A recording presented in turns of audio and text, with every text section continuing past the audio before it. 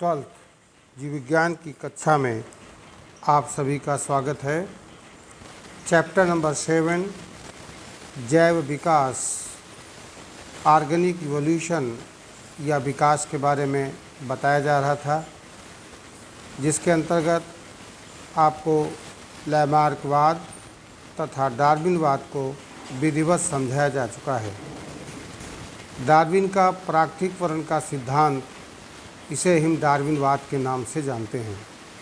इसके अंतर्गत आपको डार्विन के विचारों को समझाने का प्रयास किया गया था, जिसमें उन्होंने पहला विचार दिया था संख्या में तेज़ी से बढ़ जाने की प्रवृत्ति, अर्थात अत्यधिक संतानोत्पत्ति की प्रवृत्ति। और फिर दूसरा आपको जीवन संघर्ष बताया था, और जीवन संघर्ष में आपको 3 तरह से संघर्ष बताया था। एक अंतःजातीय, दूसरा अंतर्जातीय और तीसरा वातावरणीय संघर्ष। इसके बाद फिर डार्विन का अगला सिद्धांत विभिन्नताएं था, वेरिएशंस, जिसमें आपको बताया गया था कि 2 जीव कभी भी एक समान नहीं हो सकते, एक जैसे नहीं हो सकते। यहाँ तक कि एक ही माता पिता की 2 संतानें भी कभी एक सी नहीं होती। इसी को विभिन्नता या वेरिएशन कहा जाता है। और इनका जो सबसे महत्वपूर्ण सिद्धांत था, योग्यतम की उत्तरजीविता, सर्वाइवल ऑफ द फिटेस्ट, और उसके बाद फिर नई जात की उत्पत्ति समझाई गई थी। डार्विनवाद की आलोचना हुई, जैसे कि डार्विन अंगों के प्रारंभिक विकास को नहीं समझा पाए। उन्होंने योग्यतम की उत्तरजीविता को तो समझाया, लेकिन योग्यतम के आगमन का डार्विनवाद से कोई संतोषजनक स्पष्टीकरण नहीं मिला। डार्विन ने अंगों के नष्ट होने पर भी कोई स्पष्टीकरण नहीं दिया। जलीय जंतुओं तथा स्थलीय जंतुओं से विकास को भी डार्विन नहीं समझा पाए, और अवशेषी अंगों को भी डार्विन सिद्धांत द्वारा नहीं समझाया जा सका।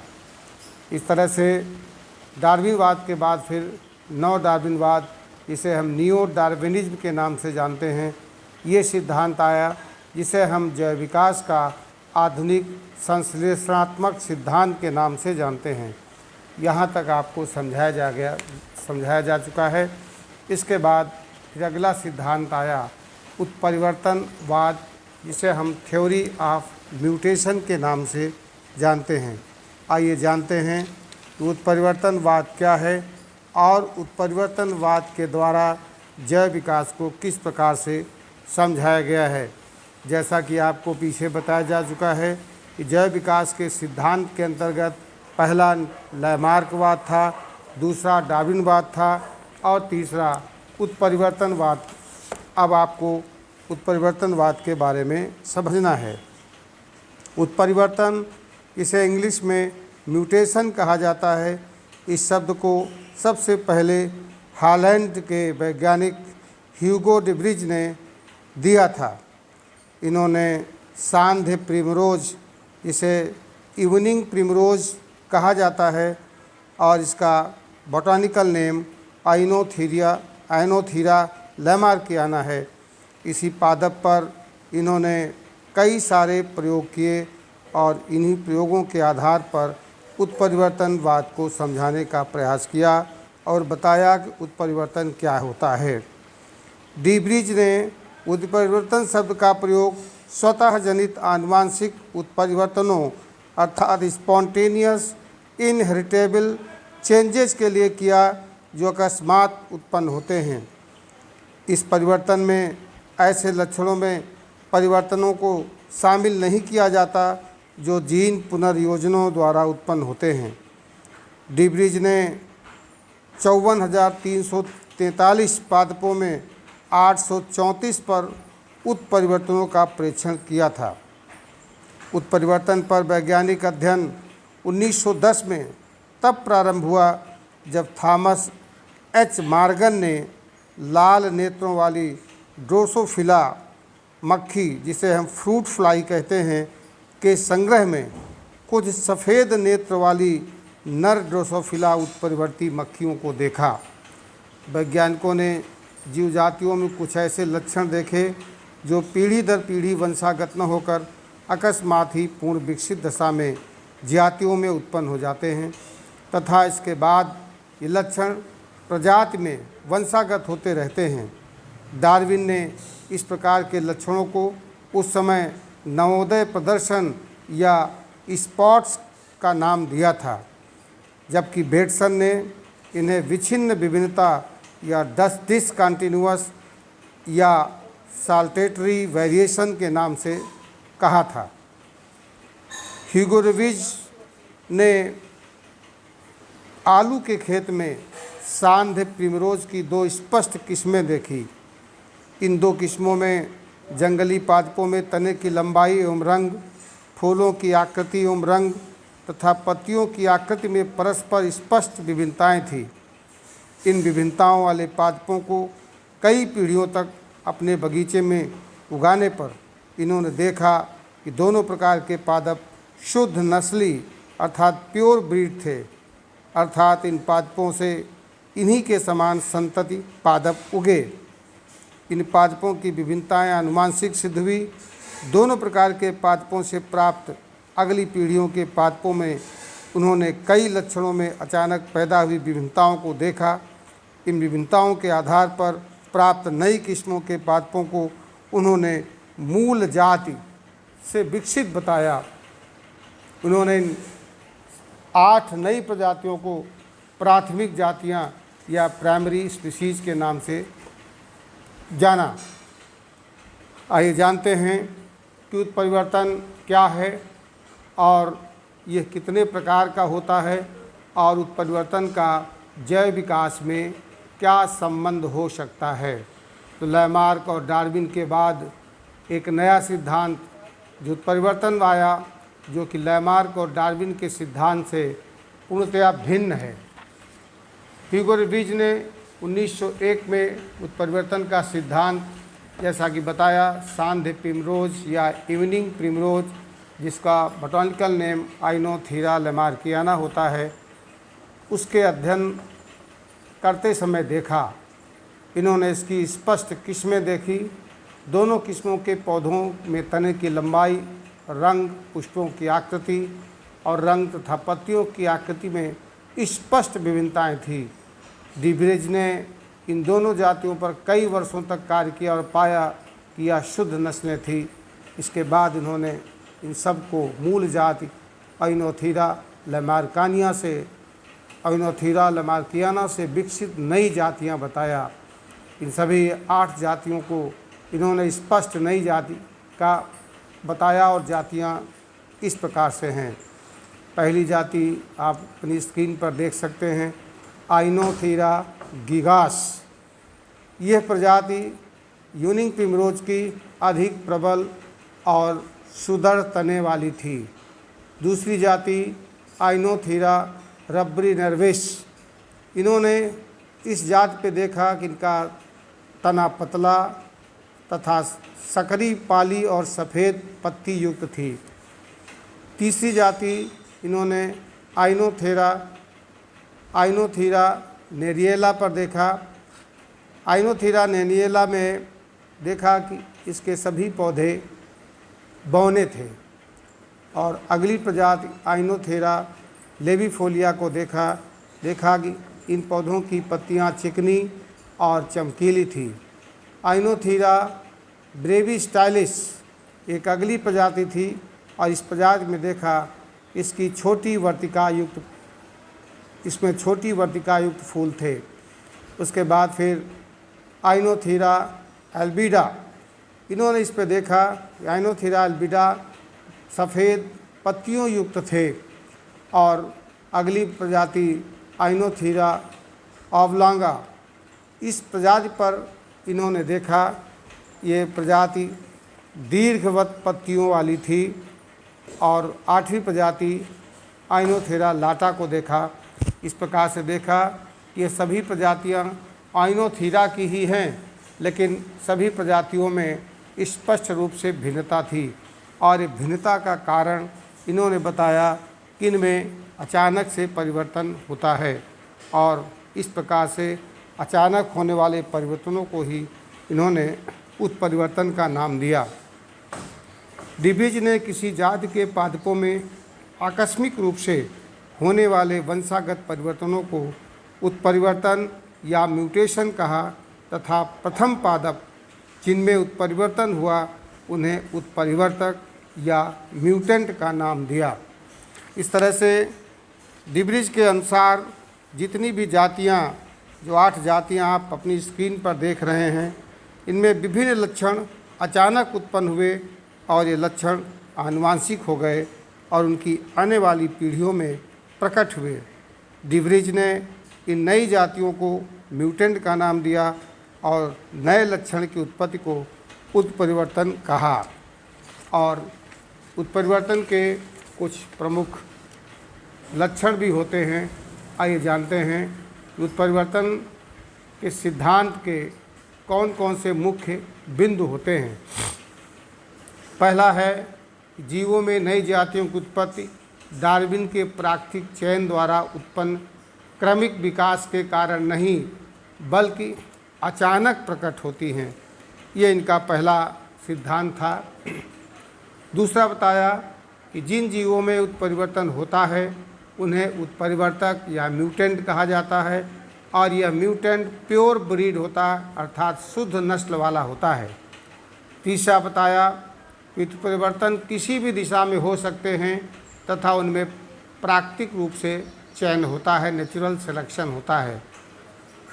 चौथा बताया कि अवांछित उत्परिवर्तक प्राकृतिक चयन द्वारा नष्ट हो जाते हैं।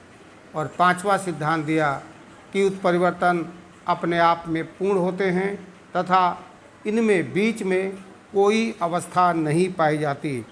इस प्रकार से डिब्रिज के द्वारा ये सिद्धांत या यह वाद उपरोक्त बताए गए 5 तथ्यों पर आधारित होता है।